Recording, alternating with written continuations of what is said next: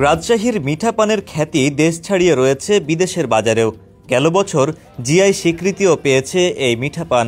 জেলার বাগমারা, মোহনপুর ও দুর্গাপুর উপজেলায় পান চাষ বেশি হয়। সারা দেশ তো বটেই, মধ্যপ্রাচ্য সহ ইউরোপের বিভিন্ন দেশে প্রচুর পরিমাণে পান রপ্তানি হয়। এতে করে সারা বছরই রাজশাহীর পানের বাজার থাকে চড়া।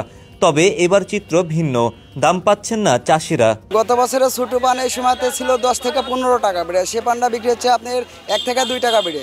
আর মাঝরা পানটা ছিল আপনার 30 টাকা 35 টাকা বেড়ে। আর এই বছরে আসে আপনার সেই পানটা 5 থেকে 7 টাকা, নাহলে সর্বোচ্চ 8 টাকা বেড়ে বিক্রি হচ্ছে। বর্তমানে রাজশাহী জেলাতে যে পান চাষি আমরা আছি তাদের চরম দুর্ভোগ, মানে 40 টাকা বেড়ে পান বিক্রি হচ্ছে 5 টাকা বেড়ে।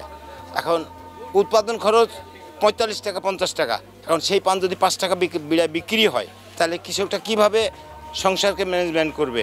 এবং যারা ব্যবসায়িক, তারা কর্মচারী যারা আছে, তাদের বেতন আছে, তাদের ভাতা খরচ আছে, যাওয়া আসা খরচ, এগুলো কী দিয়ে মেনটেন করবে? অন্য বছর চাষিরা বিঘা প্রতি 1.5 লাখ টাকা খরচ করে 5 লাখ টাকার পান বিক্রি করতেন।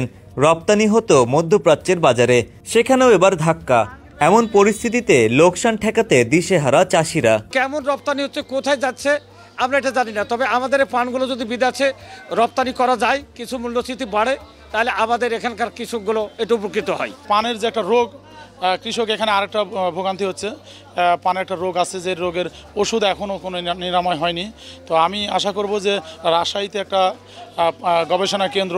কৃষি বিভাগ বলছে চলতি বছরে জেলায় পান চাষ হয়েছে 4,509 হেক্টর জমিতে, যার বাজার মূল্য প্রায় 2,400 কোটি টাকা। তবে এবছর পানের দর কম পাচ্ছে চাষিরা, কারণ জানালেন কৃষি কর্মকর্তা। বাজার মূল্য এবার কিছুটা কৃষকরা বাজার মূল্য কিছুটা কম পাচ্ছে।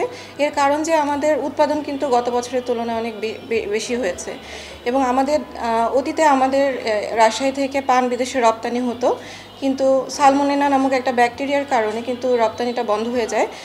আপনার এসির গ্যাসের সমাধান হলো SGS ও CNS সার্টিফাইড ফোরন রেফ্রিজারেন্ট গ্যাস, যার বিশুদ্ধতা 99.98%। ফোরন, শান্তি যেখানে, নিঃশ্বাসে।